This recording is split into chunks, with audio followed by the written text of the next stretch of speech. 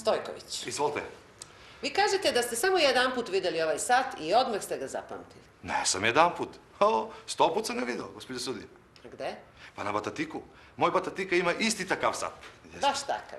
Pljunuti. Isto je Batatika tako vrzao crven končić na njega. To je Batatika uradeo zbog uroci i mađije. Jeste. Pišite.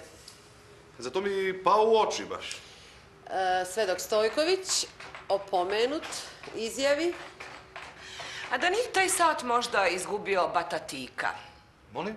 Mislim, ako taj sat koji je zaštićen od udara vode, uroka i vražbina ima i pomenuti Batatika, zar nije moguće da je on i kopao? To je nemoguće, gospođa. Batatika bega od motiku ko miš od vodu. On je uvijek voleo onako da razmišlja. O čemu? Pa od razne ideje. Pa ne on pobegao iz sela da bi kopao ovde po Beogradu. Ako ste završili sa ovom upadicom koleginice, mogu li ja da nastavim? Izvinjavam se, htjela sam samo da svedok dopuni generalije. Koje? Nismo čuli šta radi. Vi mislite da je to od značaja? Pa jeste, gospođo sudija, zato što ovakav dar zapažanja krasi samo velike pisce i nafilovane svedoke. Da niste vi možda pisac, gospodine Stojkoviću? Ne sam. Vidite, samo je Balzak. Pardon. Honoré de Balzac. Da, samo je on imao takav dar zapažanja, mogao je sve to da opiše do sitnica kao i naši napumpani svedoci iz hodnika. Kažite, Stojkoviću, čime se bavite? Koji? Šta radite, čoveče? Svedok je po zanimanju prizetko. Ne radi ništa. Ne faća se motike kao ni pomenuti Batatika. Znači, mora da ga izdržava žena. A prizetko u kući mora da sluša.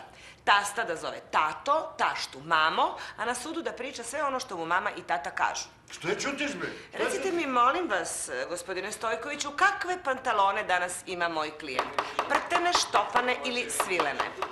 Molim sud da uzme lično svedoka u zaštitu. I kude je to sunce padnulo kad je bilo tačno 12:10? Hoću reći podne. Ja ne znam ko ovde vodi proces, sudija. Koleginica sama uzima reč kad hoće, govori šta hoće i koliko hoće, kao da je kod svoje kuće. Ja ne znam da li je tog dana bilo pomračenje ili je sunce izuzetno zašlo pre podne. Koleginice, niste kod svoje kuće nego u sudnici. Ja vas molim da se bar malo kontrolišete. I od čega se to svedoku pomračilo u glavi u sred podneva, pa je mog klijenta ugledao u prtenim pantalonama? Najpre je ovaj ugledni čovek optužen da pomoću strujnog kola i žice pravi zamke za svoje komšije.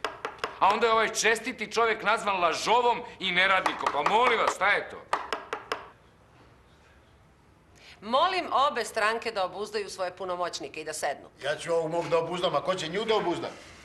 Stojković, Izvolite. ja sam vas lepo opomenula da govorite istinu. Samo istinu, sudinice.